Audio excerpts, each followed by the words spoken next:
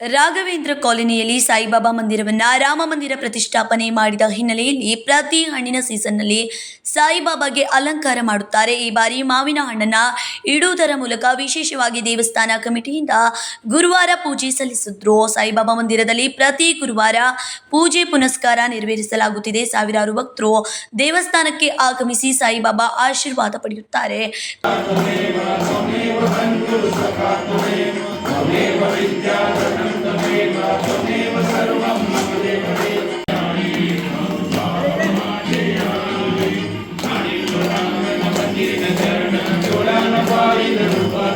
ಕಪಿಲೇಶ್ವರ ಮಂದಿರದಲ್ಲಿ ಅಲಂಕಾರ ಮಾಡುವ ಮಾದರಿಯಲ್ಲಿ ರಾಘವೇಂದ್ರ ಕಾಲೋನಿಯ ಸಾಯಿಬಾಬಾ ಮಂದಿರಕ್ಕೆ ಮಾವಿನ ಹಣ್ಣಿನಿಂದ ಅಲಂಕಾರ ಮಾಡಿದ್ದು ನೋಡುಗರ ಕಣ್ಮನ ಸೆಳೆಯಿತು.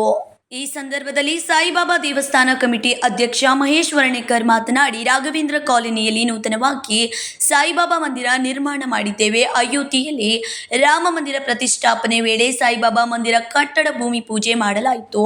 ಬೆಳಗ್ಗೆ 7 ಗಂಟೆಗೆ, ಮಧ್ಯಾಹ್ನ 12 ಗಂಟೆಗೆ ಹಾಗೂ ಸಂಜೆ 6 ಗಂಟೆಗೆ ದೇವಸ್ಥಾನದಲ್ಲಿ ವಿಶೇಷ ಪೂಜೆ ಮಾಡಲಾಗುತ್ತಿದೆ. ಅದೇ ರೀತಿ ಕಮಿಟಿಯ ಸದಸ್ಯರು ಸೇರಿಕೊಂಡು ಮಾವಿನ ಹಣ್ಣಿನಿಂದ ಸಾಯಿಬಾಬಾಗೆ ಅಲಂಕಾರ ಮಾಡುವುದಾಗಿ ನಿರ್ಧಾರ ಮಾಡಿದ್ವು. ಈ ಅಲಂಕಾರದ ಮಾವಿನ ಹಣ್ಣನ್ನು ಸಂಜೆ ಭಕ್ತರಿಗೆ वितरिಸಲಾಗುವುದು ಎಂದರು. ओम साईराम मंदिर ट्रस्ट राघवेंद्र कॉलनी तर्फे अक्षय तृतीयेच्या निमित्तानं आज गुरुवार निमित्ताने आंब्याची आरास ही पूजा ठेवलेली आहे. तसेच संध्याकाळी 90% पेक्षा जे यशस्वीतेमध्ये मार्क घेतलेत त्यांचा सत्कार करण्याचे ठेवलेले आहे. तरी कोण विद्यार्थी आमच्या खासबाग सर्कलमध्ये असतील त्यांनी आमच्या ರಾಘವೇಂದ್ರ ಕಾಲೋನಿमध्ये ಸಾಯಿ ಮಂದಿರमध्ये ಸಂಪರ್ಕ करावा. ಅಕ್ಷಯ ತೃತೀಯ ನಿಮಿತ್ತವಾಗಿ ಇಂದು ಸಾಯಿಬಾಬಾ ಮಂದಿರದಲ್ಲಿ ವಿಶೇಷವಾಗಿ ಪೂಜೆ ಮಾಡಲಾಗಿದೆ.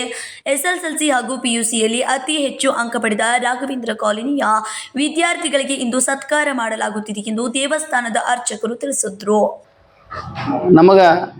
ನಮ್ಮ ದೇವಸ್ಥಾನ ಕಮಿಟಿಗೆ ನಮ್ಮ ರಾಘವೇಂದ್ರ ಕಾಲೋನಿ ಒಂದು ಅಭಿಮಾನದ ವಿಷಯ ಅಂತಂದ್ರೆ, ನಮ್ಮ ಏರಿಯಾದಲ್ಲಿ ಕಾಸ್ಬಾಗದಲ್ಲಿ ನಮ್ಮ ರಾಘವೇಂದ್ರ ಕಾಲೋನಿಯಲ್ಲಿ ನಾವು ವಿಚಾರ ಮಾಡದೆ ಇರತಕ್ಕಂಥ ಈಗಿನ ಮಕ್ಕಳು ಒಂದು ವಿದ್ಯಾಭ್ಯಾಸದಲ್ಲಿ ಒಳ್ಳೆಯ ಮಾರ್ಕ್ಸ್ಗಳನ್ನು ತಗೊಂಡು ಪಾಸ್ ಆಗಿದ್ದರಿಂದ ನಮ್ಮ ದೇವಸ್ಥಾನದ ವತಿಯಿಂದ ಸಂಧ್ಯಾ ಕಡೆ ಅವರಿಗೆ ನಾವು ಸತ್ಕಾರವನ್ನು ಇಟ್ಕೊಂಡಿದ್ದೀವಿ. ನಮ್ಮ ಕಾಸ್ಬಾಗದಲ್ಲಿ ಯಾರಾದರೂ 90% ಮೇಲೆ ಯಾರಾದರೂ ಮಾಡಿದರೆ ಅವ್ರು ತಮ್ಮ ಹೆಸರುಗಳನ್ನು ಕೊಟ್ಟರೆ ನಾವು ಸತ್ಕಾರ ಮಾಡುವಂಥ ವ್ಯವಸ್ಥೆ ಮಾಡ್ತೀವಿ. ಮತ್ತು ಸಂಜೆ ಕಡೆ ಇವತ್ತು ಅದು ಅಭಿನಂದನೆ ಕಾರ್ಯಕ್ರಮ ಇಟ್ಕೊಂಡಿದ್ದೀವಿ.